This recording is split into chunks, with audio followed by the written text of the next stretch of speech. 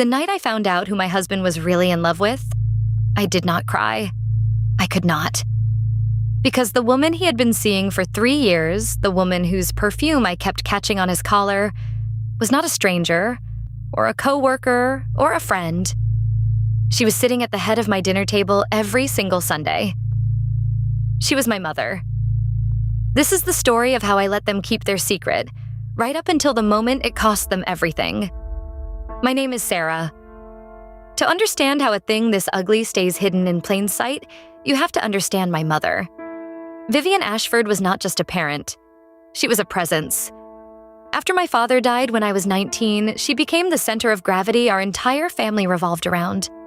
She held the money, the house on the lake, and the final word on everything, including, it turned out, who I was allowed to love. She was the one who introduced me to Greg. At a charity dinner she hosted, she steered me toward a charming, handsome man she described as the most promising person she had met in years. 6 months later, we were engaged.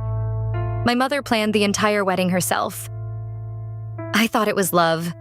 I know now it was logistics. For the first few years, I told myself I had everything. A husband my mother adored. She called Greg the son she never had, and a family that looked perfect in every Christmas photo. But there is a specific kind of loneliness in a marriage where your husband lights up the moment your mother walks into the room and dims a little when it is just the two of you. I felt it for years. I just had the relationship wrong. The first real crack was small, the way they always are. Greg, who could not remember our anniversary, suddenly knew the exact date my mother first opened her gallery, 22 years ago, and mentioned it at dinner like it mattered to him. My mother touched his hand when she laughed. I told myself I was imagining things. A good daughter does not think thoughts like that. Then came the weekends. Greg started driving up to my mother's lake house to, in his words, help her with the property. Every other Saturday. He always came back relaxed, sun on his face and strangely distant from me, and my mother, who had criticized every choice I had ever made, suddenly could not say enough kind things about my husband. I want to be honest with you, because this is the part people do not admit. I did not investigate at first. I did not want to know. Some betrayals are so far outside what you can imagine that your own mind protects you from seeing them. For almost a year, my mind protected me. And then, one Sunday, it stopped. It was my mother's reading glasses. She left them at our house after dinner in the pocket of a coat. When I went to return them, a folded note fell out. 3 lines in handwriting I had been reading on birthday cards my whole life. It was not addressed to my father. My father had been dead for 11 years. It was addressed to Greg, and it ended with the words, "Not much longer now, my love. Not much longer now." I read those 4 words 100 times that night. Not much longer until what? That single question is the reason I did not confront them the next morning. Because the affair, as sick as it was not the whole story. Those 4 words meant they were waiting for something. And I needed to know what. So I did the hardest thing I have ever done. I put the glasses back in the coat. I drove them to my mother the next day, and I smiled and I thanked her for a lovely dinner. And then I began, very quietly, to learn the truth about my own family. The affair, I learned, was not new. Going through old emails Greg had been too arrogant to delete, I found the truth. It had started before the wedding, before our engagement. My mother had not introduced me to a promising man. She had introduced me to her lover and then arranged for me to marry him. I was not Greg's wife. I was their cover story.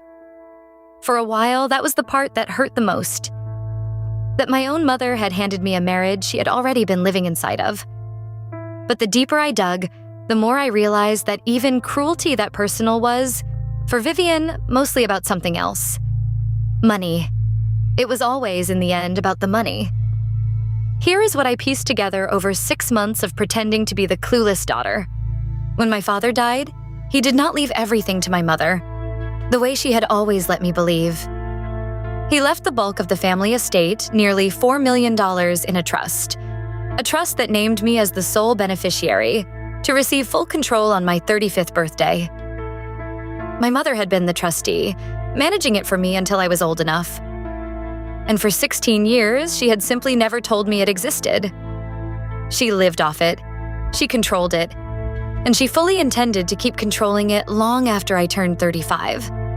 There was only one problem standing between Vivian and a fortune that was legally mine. Me. And in 4 months, on my 35th birthday, that problem was going to solve itself. Unless they solved it first. Not much longer now, my love. That is what the note meant. They were not waiting to be together. They were waiting for my birthday. They needed me to either sign control of that trust back to my mother, willingly, or to be declared incapable of managing it myself. And a fragile, unstable, paranoid wife, the kind of woman who falls apart and makes wild accusations against her devoted husband and her loving mother, would be very easy to declare incapable. The moment I understood that, everything changed.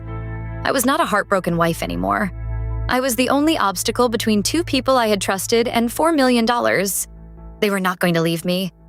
They were going to erase me. So I stopped grieving and I started preparing. Because if they wanted my mind to look like it was coming apart, I was going to make sure the only thing falling apart when this was over was them. But before I could move, they moved first. And for a few weeks, it worked exactly the way they planned.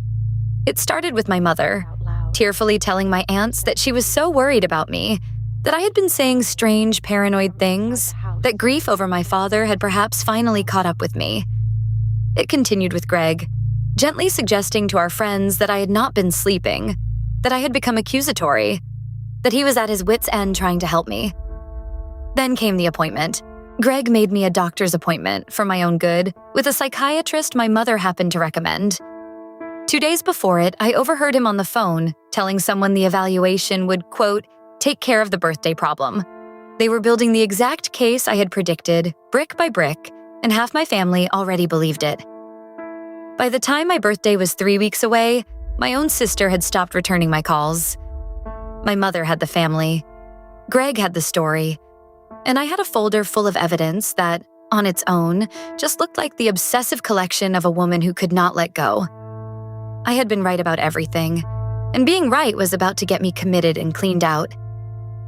I sat in my car outside that psychiatrist's office, and for one moment, I almost believed their version of me. And then I remembered the one thing they did not know I had. 2 months earlier, quietly, I had hired my own lawyer. Not a family friend. A stranger in another city who owed Vivian Ashford nothing. And I had given her everything. The note, the emails, the trust documents my father's old attorney still had a copy of. The ones my mother assumed were lost. I was not walking into that evaluation as a victim. I was walking in as bait. I went to the appointment. I was calm, warm, and completely lucid. And I let the psychiatrist my mother had chosen find absolutely nothing wrong with me, on the record, in a signed evaluation. I had flipped their own weapon. The document meant to prove I was unstable now proved in a court of law that I was not. And then I did the thing I had been preparing for 6 months. I planned a party. My mother's 60th birthday was that spring, and she had been planning a gala for 100 guests at the lake house for a year. I offered, as her devoted daughter, to give the toast. She was delighted. She had no idea she had just handed me a microphone, a room full of witnesses, and the perfect stage. The night of the party, I waited until the champagne was poured and my mother was glowing at the center of everything she had built on my father's money. Then I tapped my glass, and I stood, and I told 100 people that I wanted to honor the 2 most important relationships in my mother's life. Her marriage to my late father, and her 3-year affair with my husband. The silence was the loudest thing I have ever heard. And before my mother could spin it, before Greg could call me unstable, my lawyer, a guest no one had questioned, stepped forward and began handing documents to the people who mattered. The note in my mother's handwriting, the emails dated before my wedding, and the original trust, proving that the woman hosting this lavish party had been quietly living off $4 million that legally belonged to her own daughter. I watched my mother's face do something I had never seen it do in 35 years. I watched it lose control.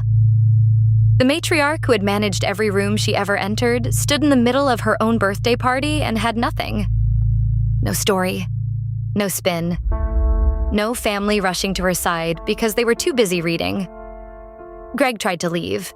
He did not get far, because the second set of documents my lawyer handed out was a notice that, as of my 35th birthday the week before, I had taken full legal control of the trust, the lake house we were standing in, the accounts Greg had been spending, the lifestyle my mother had built.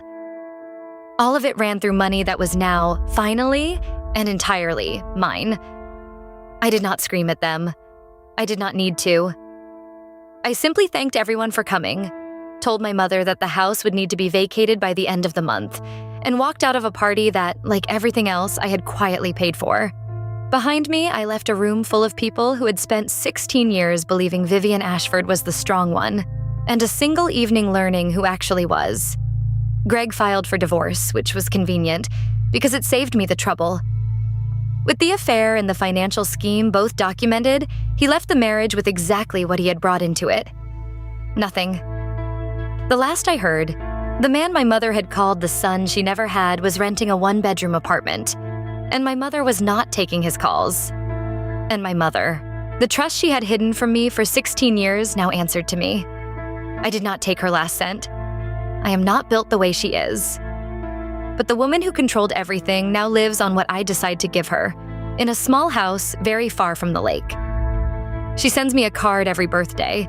I have never opened one. People ask me how I sat at that dinner table Sunday after Sunday, smiling at two people who were betraying me in the most intimate way a person can be betrayed. The truth is, the smiling was the revenge. Every Sunday I was calm. They believed they were winning. And every Sunday they were calm, I was learning exactly how to take it all back. I lost a husband and a mother in the same year. I want to be honest, that is a particular kind of grief. Mourning people who are still alive, who chose this, who would do it again. But I also walked away with my father's legacy in my own hands at last, my mind proven sound, and the quiet, permanent knowledge that I was never the fragile one. I was the only adult in a family of children playing a very expensive game. So if the people who are supposed to love you most have ever made you feel like the crazy one, the unstable one, the problem, I need you to hear this. Sometimes the person they are working hardest to convince is you. Do not let them. Write it down. Keep the receipts. And find one person outside the family who owes them nothing. There is one more thing. And it is the part I still cannot put down. When I took control of the trust, I finally read every document my mother had hidden for 16 years. And buried in the file about my father's estate was a detail about the way he died. The night of the accident on the lake. That did not match a single thing my mother had told me. I have started asking questions. And the answers so far are worse than an affair. But that is a story for another time. If this story kept you to the end, then you already understand why I have to know what really happened to my father. Subscribe because I am going to find out, and I am going to tell you everything. And in the comments, tell me, would you have stood up at that party? Or would you have walked away quietly? I chose the microphone. I will see you in the next one.